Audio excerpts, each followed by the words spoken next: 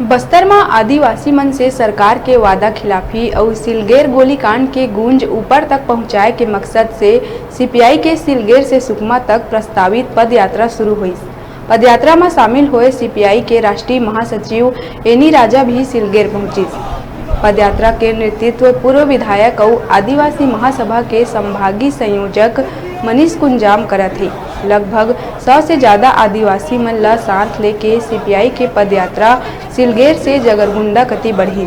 हालांकि पदयात्रा ला प्रशासन कति ले अनुमति नहीं दिए गए। उन्हें सुरक्षा देहे से भी इनकार के बावजूद सीपीआई है सरकार के खिलाफ वादा खिलाफी जैसे नारा लगात आगू बढ़ गए।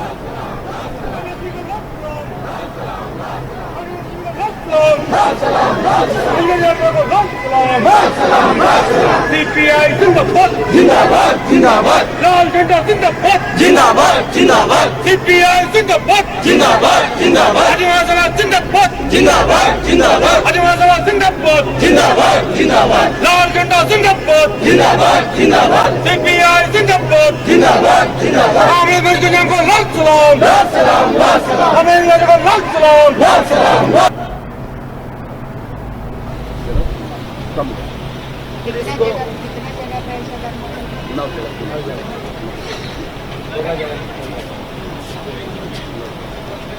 तो अब ये है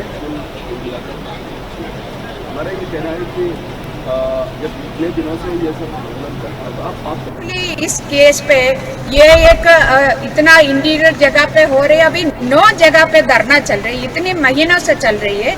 शर्म कम से कम होना चाहिए अधिकारी लोगों को। इन लोग क्यों बैठा है, कम से कम ये तो पूछिए, बुला के पूछिए, प्यार से पूछिए और उनको बिठा के पूछिए आपकी मांग क्या है, हम क्या कर सकते हैं। ये कम से कम तो ये तो होना चाहिए ना।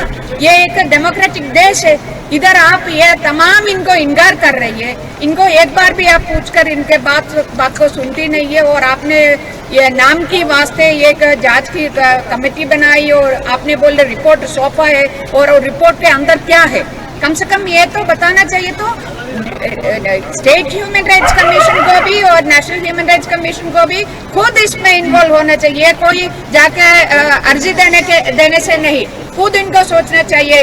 इधर जो मानवाधिकार का उल्लंघन हो रही है, इतनी महीने से हो रही है, तो उस जगह पे खुद उसको निकलकर सुओमोटो उनको आके इस पे कार्रवाई होना चाहिए था।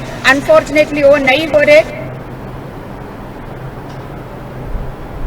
अभी बेरा है छोटे से ब्रेक लेके अपन देखत रहा न्यूज़ 36 से छत्तीसगढ़ के आवाज़।